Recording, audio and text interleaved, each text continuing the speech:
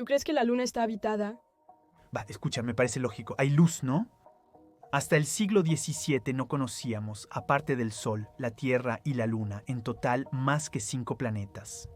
2 siglos después, el modelo mayormente aceptado para explicar la formación de los planetas de nuestro sistema predecía la existencia de un número muy reducido de otros mundos en nuestra galaxia.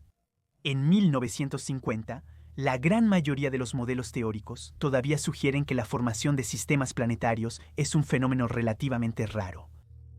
Luego, equipados con telescopios cada vez más potentes, al levantar la vista al cielo y observar las estrellas, descubrimos planetas girando alrededor de otras estrellas que no son la nuestra, exoplanetas.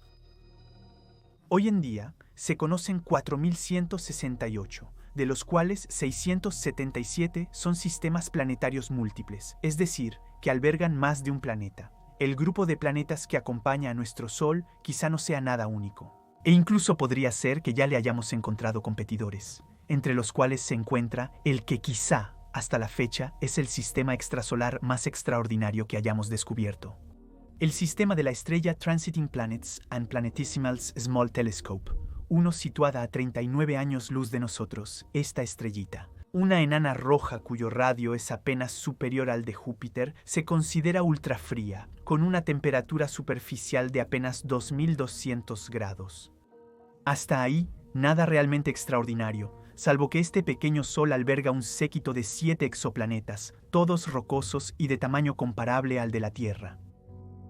Con una estrella tan pequeña como compañera, uno podría pensar que los 7 planetas del sistema estarían todos congelados en la superficie.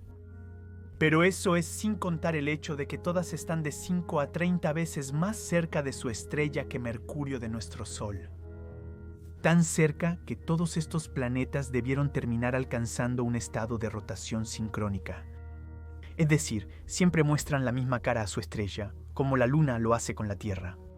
Los 2 primeros miembros del grupo, Trappiste 1b y Trappiste 1c, lo son probablemente debido a su proximidad a la estrella. Astros calcinados por el fuego estelar, mundos hostiles que tal vez un efecto invernadero descontrolado ha transformado en un infierno.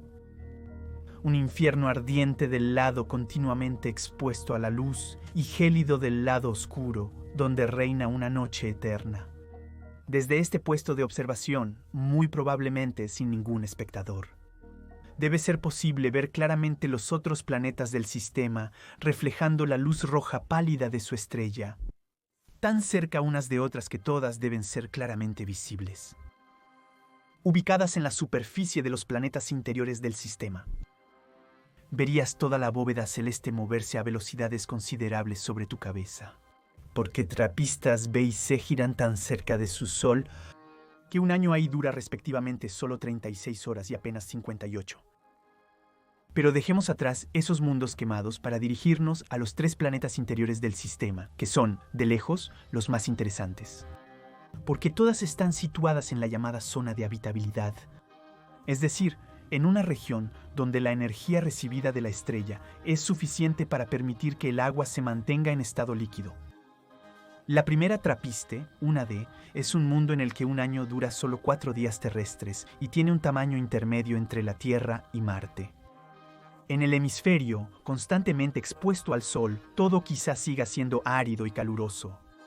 Si alguna vez hubo agua aquí, es posible que se haya evaporado por completo y haya terminado cayendo como nieve al otro lado del planeta, donde el Sol nunca sale. Hasta el punto de que, con el tiempo, se hayan formado allí enormes capas de hielo, congeladas por la noche eterna. Pero entre estos 2 extremos, en el límite entre el fuego y el hielo, el día y la noche, tal vez existan condiciones más benignas. En una delgada franja entre los 2 extremos, uno podría imaginar un poco de nieve derretida alimentando algunos arroyos, serpenteando por un paisaje extraterrestre teñido del rojo de la pequeña estrella. Desde Transiting Planets and Planetesimals Small Telescope, 1D, no tendrías que esperar mucho antes de poder admirar una luna llena, o más bien, una Tierra llena. Porque los otros 2 planetas interiores del sistema son frecuentemente visibles más allá del horizonte. La primera, Transiting Planets and Planetesimals Small Telescope, 1E, es seguramente la más prometedora y acogedora.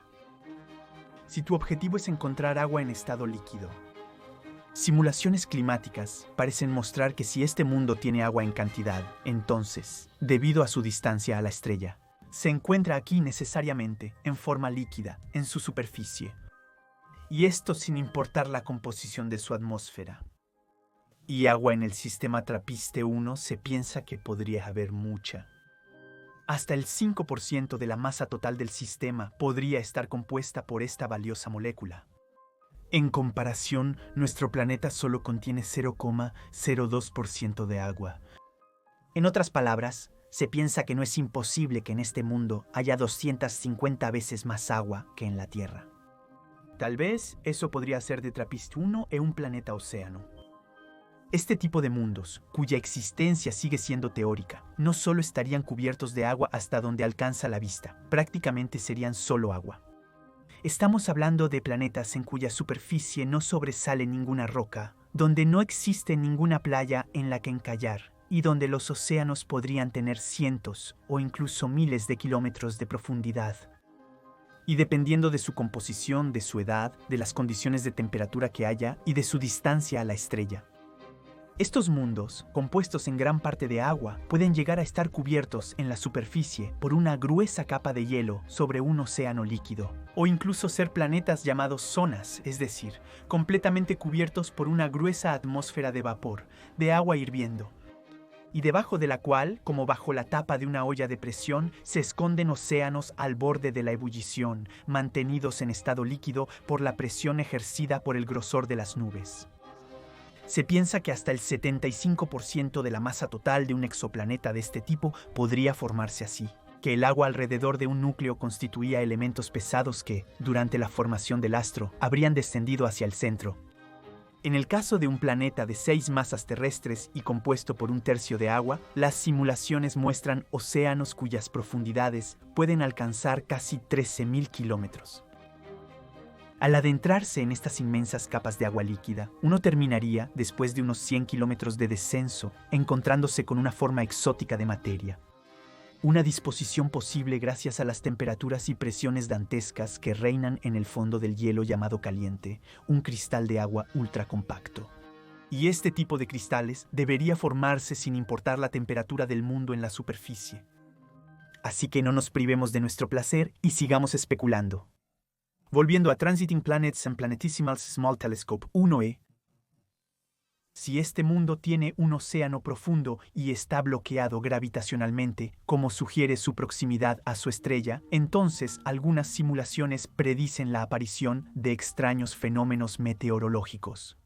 En su lado perpetuamente soleado, podría haberse desarrollado una atmósfera sobrecargada, al grado de llegar a producir un ciclón de una potencia considerable y prácticamente inmortal, debido a la ausencia de tierra firme que pueda detenerlo. Un ciclón continuamente alimentado que se quedaría ahí girando. La mitad del globo, continuamente bañada de luz, estaría así recorrida sin interrupción por tormentas gigantescas, tormentas alimentadas por corrientes de aire que circularían siempre en la misma dirección. De la cara caliente hacia la fría por arriba y de la fría hacia la caliente por abajo. Del otro lado, sumido en la oscuridad continua, encontraríamos océanos cubiertos por una gruesa capa de hielo. En el borde del fuego, del sol y del hielo, el aire denso y las gruesas nubes dejarían la superficie en un crepúsculo sin fin, perpetuamente bañada en una luz roja oscura, como en TRAPPIST-1D. Pero ahora dejemos este planeta para dirigirnos a Transiting Planets and Planetesimals Small Telescope 1F, el segundo planeta interior del sistema. Desde su superficie, nuestro hogar anterior es claramente visible y de un tamaño aparente similar al de nuestra luna vista desde la Tierra, ligeramente más fría que la anterior. Se puede suponer en este planeta la existencia de una banquisa interminable, envolviendo con su hielo todo el astro. En cuanto a los 2 últimos planetas situados en el borde exterior del sistema, esos mundos podrían ser terriblemente fríos e inhóspitos. Es poco probable que existan ahí condiciones propicias para la aparición de la vida, ya que la distancia a su estrella les es desfavorable. La primera, con una temperatura superficial promedio que se estima alrededor de menos 80 grados, podría ser como un Antártico generalizado, ocultando, bajo esas bandas de nubes hipotéticas, una superficie sólida y congelada. En cuanto al último planeta del sistema, con una temperatura promedio estimada en menos 100 grados, tal vez sea un planeta oceánico cubierto de hielo en su superficie. Bueno, tal vez piensen que digo demasiado seguido, tal vez. La razón es simple. Por ahora es imposible conocer con precisión la naturaleza de estos planetas. Porque aunque conocemos su radio, su masa y la distancia a la estrella, la composición de su atmósfera sigue siendo un gran misterio. Y la atmósfera es algo más que importante. Para ilustrarlo, tomemos el ejemplo de Gliese 581c, una supertierra muy prometedora aquí, comparada en tamaño con la Tierra y Neptuno. De este exoplaneta que orbita en los bordes externos de la zona habitable de su estrella, se conoce la masa, que es del orden de 5 veces la de la Tierra. Y se ha estimado que la temperatura superficial va de -3 a más de 40 grados. Estos valores se obtuvieron a partir del albedo teórico de este mundo, es decir, su capacidad para reflejar la luz. Excepto que las temperaturas de un cuerpo también dependen mucho de la composición de su atmósfera. Por ejemplo, en la Tierra, sin efecto invernadero, el termómetro promedio no sería de más 15 grados, sino de menos 18. Y cuando nos divertimos simulando diferentes modelos atmosféricos para Gliese 581c, simulando diferentes modelos atmosféricos, entonces el termómetro de la superficie se encuentra comprendido en un rango que va de menos 40 a 100 grados. Caliente, líquido o frío, congelado, templado o sauna. La mayoría de las veces no lo sabemos, así que trabajamos con lo que es más plausible. Y muchos candidatos al título de planetas océano podrían ser tanto pequeños paraísos como infiernos en forma de olla de presión. En el caso de Transiting Planets and Planetesimals Small Telescope, uno solo hay una cosa segura. Todos estos planetas son demasiado grandes y demasiado ligeros para estar compuestos solo de roca. Aún así, aunque este sistema es uno de los mejores objetivos descubiertos hasta ahora para buscar vida fuera de nuestro sistema solar. Sin embargo, hay un inconveniente, su estrella. Porque una enana roja puede, al girar muy rápido sobre sí misma, crear un campo magnético cientos de veces más intenso que el de nuestro Sol. Al grado de haber calentado, tal vez transmitiendo energía por inducción, el núcleo de los 3 planetas más cercanos a ella. Si ese es el caso, Transiting Planets and Planetesimals Small Telescope, 1B, podría terminar con una superficie parcialmente derretida, escenario de una actividad volcánica continua. Y además, una estrella pequeña puede significar un gran problema. Porque las enanas rojas tienen una actividad mucho más agitada que las estrellas como la nuestra durante los primeros miles de millones de años de su vida. Sus superficies son sacudidas regularmente por violentas erupciones, que pueden incluso duplicar su luminosidad en cuestión de minutos. Y generar tormentas estelares, lo suficientemente poderosas como para erosionar la atmósfera de los mundos que las rodean a largo plazo. Así, los 7 planetas de Trappiste uno podrían haber perdido desde hace mucho tiempo tanto el agua como la atmósfera. Debido a estos repetidos arrebatos de su estrella, hoy en día no serían más que mundos carbonizados en la superficie. A menos que estos planetas se hayan formado más lejos de su estrella de lo que están hoy, o que tengan un campo magnético lo suficientemente fuerte como para servirles de escudo. En resumen, la cuestión de la habitabilidad de estos planetas sigue estando ampliamente abierta. Y si el secreto para aburrir es decirlo todo, entonces el sistema de Trappiste 1 es de los más fascinantes. Solo hay una cosa segura, si resulta que sistemas como este poseen condiciones favorables, que tal vez permitan que la vida se desarrolle allí. Entonces, eso sería una muy buena noticia para la búsqueda de vida extraterrestre.